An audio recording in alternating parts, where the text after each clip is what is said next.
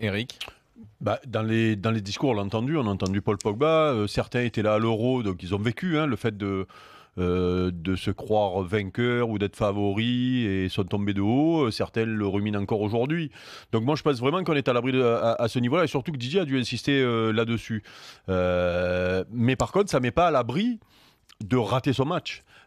Tu peux être hyper concentré, tu peux être hyper respectueux de l'adversaire, voire même craindre l'adversaire dans le bon sens, c'est-à-dire la crainte qui te fait te sublimer. Tu peux faire tout ça et puis déjouer ou pas faire un bon match, ou l'adversaire te gêne vraiment. Et donc il faudra pas... il ne faut pas penser que parce que tu prends l'adversaire et que tu le considères à sa juste valeur et que tu le méprises pas ou que tu ne penses pas que c'est fait, que ça y est, c'est gagné, quoi. Tu vois, ça suffit pas parce que le boulot, il faut le faire. Eux, ils ont montré qu'ils avaient un gros mental. La position finalement d'outsider peut-être leur convient. Peut-être qu'avec la fatigue, ils ne seront pas obligés de faire le jeu, alors que peut-être ils ont la capacité plus que l'équipe de France de le faire. Et selon ce qui se passe, on ne sait pas.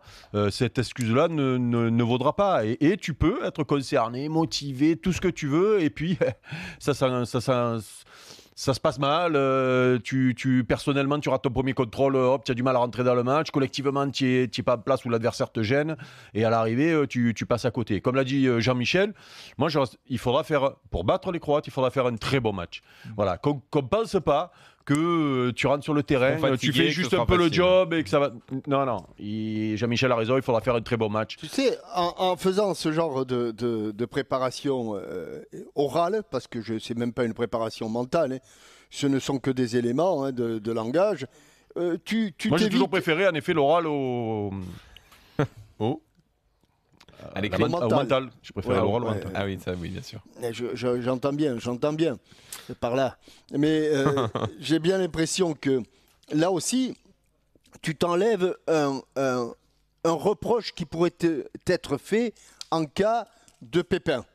C'est-à-dire que si ça se passe mal, les gens ne pourront pas dire « Ah oui, mais vous êtes arrivé, la fleur au fusil, la poitrine en avant, en chantant tous que vous ne les craigniez pas, en chantant tous que c'était déjà dans la poche. » Et en agissant comme ça et en se présentant comme ça, c'est un reproche de moins qu'ils auront à éventuellement encaisser. C'est vrai. Mais